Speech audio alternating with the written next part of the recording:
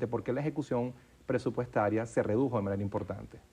Con respecto al segundo punto, que es el tema de importaciones, cuando uno revisa balanza de pagos a través del Banco Central, todas las personas que nos ven lo pueden ver a través de la página del Banco Central, vemos que hay una moderación importante, una moderación de las importaciones en los primeros 6 meses.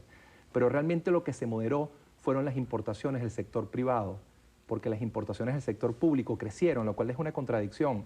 Es decir, cada vez una proporción mayor de las importaciones son sector público, básicamente alimentos, medicinas, porque el país no produce nada, su aparato industrial, manufacturero, técnicamente ha desaparecido, y entonces el sector público se ve obligado a importar volúmenes gigantescos de productos y cada vez el nivel de importaciones en términos proporcionales es mayor de importaciones públicas del sector público y cada vez menos importaciones del sector privado. ¿Por qué tiene que mermar la del sector privado?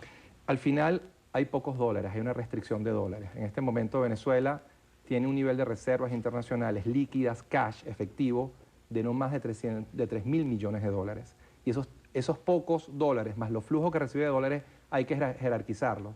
Y en vez de dárselos al sector automotriz, dárselos al sector construcción, se los damos al sector público. Entonces, al final es una estrechez de recursos en dólares y priorizar, y se los está dando básicamente al sector público, que es el principal importador en este momento, por ejemplo, de alimentos en Venezuela. ¿Qué destacaría haciendo siempre la evaluación reciente sobre el cierre del segundo trimestre del año? Siempre en la perspectiva de preguntarnos hacia dónde va la inflación, por ejemplo. Sí, el segundo trimestre del año, y con toda la economía uno tiene que reconocer que hubo una ligera mejoría. La economía creció ligeramente en un 2%. Todavía hay algunos sectores que mostraron muy fuertes contracciones en el segundo trimestre. Se contrajo minería en menos 21%, se contrajo construcción, se contrajo transporte, pero en el global la economía crece 2%. Un crecimiento tibio, pero que es mejor que una contracción.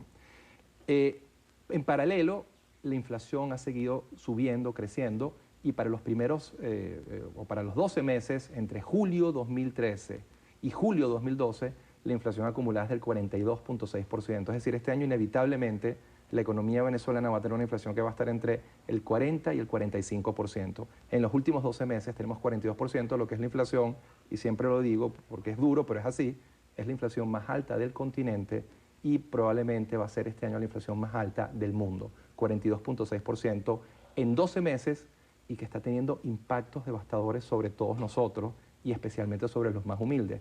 Y con esto cierro el comentario, porque es 42% el global, pero la inflación en alimentos de los últimos 12 meses ha sido del 60%. Dentro de este panorama, con todas las expectativas que tiene el país en procura de que haya más eficiencia en el sistema cambiario, se anunció el SICAD, las subastas, se habla de diálogo, hay reuniones entre el factor público y el sector productivo privado. ¿Qué está faltando entonces? ¿Qué está pasando para que haya más eficiencia con el manejo cambiario? Los resultados del segundo trimestre, que son ligeramente mejores, tienen mucho que ver con el acercamiento circunstancial que tuvo el gobierno con el sector privado y con una mejoría en la liquidación de dólares. Ahí vemos muy claramente que llegar a algunos acuerdos, negociar con el sector privado da resultados.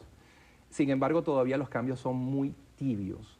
Para que la economía recupere la senda de crecimiento con baja inflación, que crezca las tasas, que está creciendo Perú, que está creciendo Panamá, que está creciendo Chile, tiene que haber un cambio de 180 grados en la política económica. Y eso implica un replanteamiento total de la política monetaria, cambiaria y fiscal, en particular la cambiaria. Los economistas somos buenos siempre criticando, pocas veces buenos haciendo propuestas. Yo creo que hay que, y quiero ofrecer propuestas, hay que flexibilizar el esquema cambiario.